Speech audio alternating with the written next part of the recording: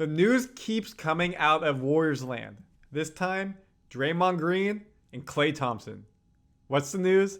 We're going to break it down all for you right now on Warriors Digest. Randy Silver here. Welcome to the rumor mill that's been going around and around. It's only 5 days into the new offseason.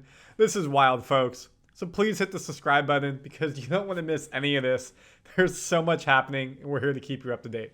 Draymond Green's Volatility has worn on several people within the Golden State Warriors organization. This was such a roller coaster of a season.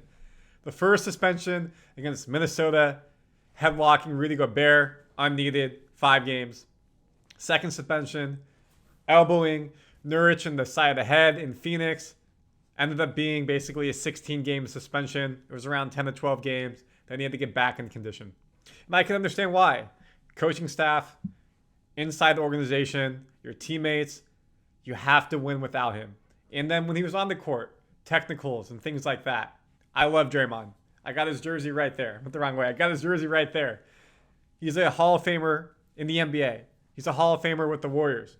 But how often can you let the antics go on if the production's not there? What complicates it, though, if you're going to try to let him go, is his contract. 4-year, $100 million deal, $25 million per year. 3 seasons and $77 million left. Obviously, based on the year, you could pay a bit more, breaks down to $25 million per year. Because of Green's contract in his past incidents, Lowe believes it's tricky for the Warriors to obtain significant future assets to trade.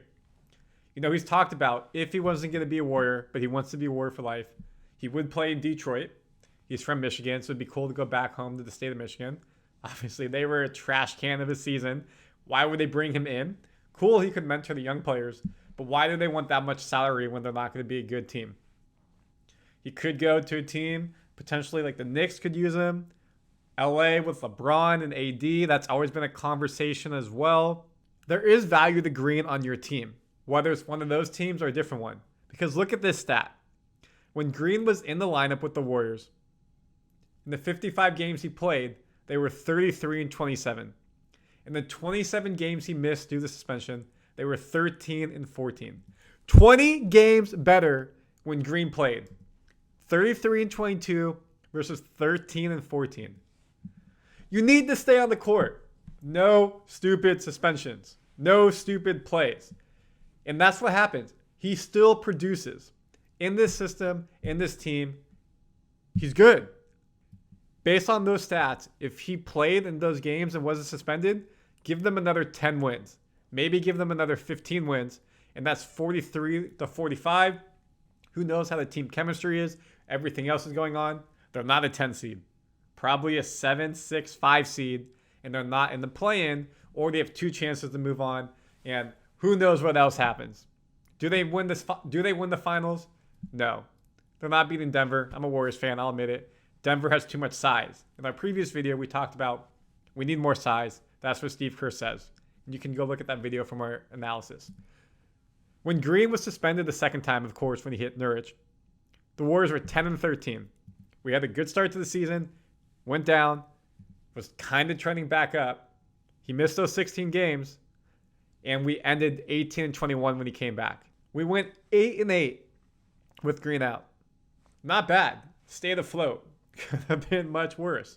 But in those games, again, if he was playing based off those averages, we're probably instead of 8-8, 12-4, 10-6 maybe. And the Draymond effect still work in the Warriors organization and make people happy with what he does on the court and what happens off the court. The person who knows Draymond the most, Steve Kerr.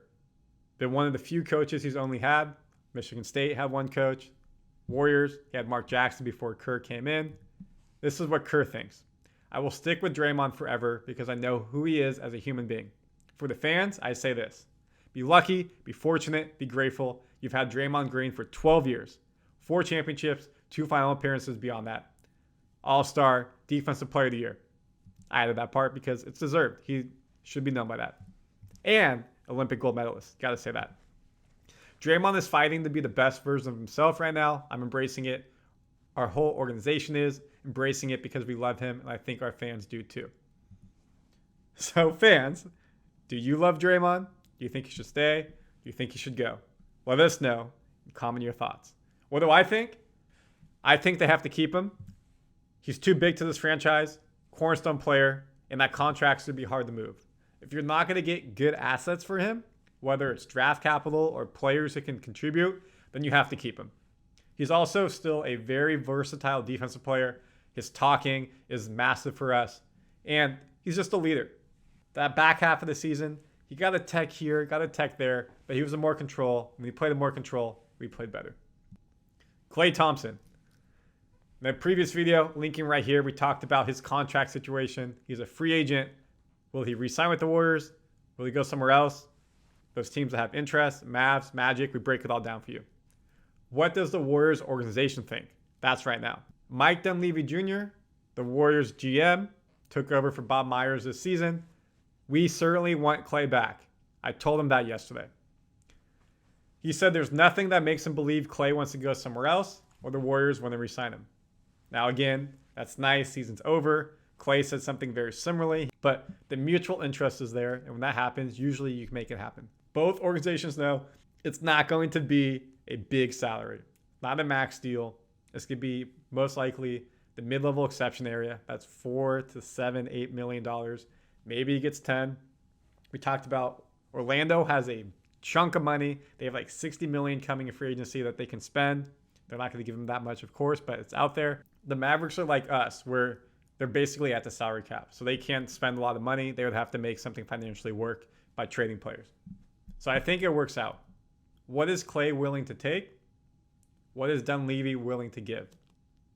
There's no direct directive to get under the luxury tax, which we've been paying for so many years now. But when you're winning championships, it's worth it. But to pay $400 million overall for salary and taxes when you're not even in the playoffs? No. There's a reason why the owners are billionaires. They don't waste money. They spend money to make money. They spend money to win. But for not winning, nipped in the butt. For Klay himself, obviously this was a very tough year. Shot the ball so poorly to start the season. We don't need to dive into it. Did better the second half of the season, relaxed. So what was his biggest learning lesson this season? He said you can't shy away from the bad moments and just embrace the great ones. You got to embrace them all. That's for anything you do in life. I love this a lot. I really think Klay found himself as a person this season. He's gone through a lot.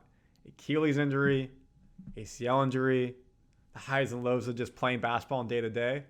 And he wasn't shooting the ball well. And he probably saw himself declining like we all did, fair enough. And he's like, dude, who's this shell of a person I am? I know I have that in me, but how do I get that back? And Kerr really helped him just breathe, enjoy basketball. You're a legend. We've won a lot. We're going to still win. I'm sure that's what they said, but you can think differently. But anyways, enjoy the game. The game's giving you so much. Who knows how much longer we have, how much longer you can play. You're going to play the last season with the Warriors, everything like that. Just enjoy the game of basketball. And I think that's what he means by this quote is, embrace the good, embrace the bad. It was a tough season, and he just smiled through it, did really well. What happened against the Kings? Goose egg, 0 points. One of the worst games he's probably ever played, unfortunately, in terms of scoring the basket. Well, embrace it. Own it, which he has, and work to get better so it doesn't happen again. And Klay's always had an unrivaled work ethic. He doesn't post a lot on social media. He's always getting buckets up, so you know he's going to be working hard. And we're working hard for you at Warriors Digest to keep you updated on all these rumors. So let us know what you think and subscribe so you don't miss any of them. Until next episode.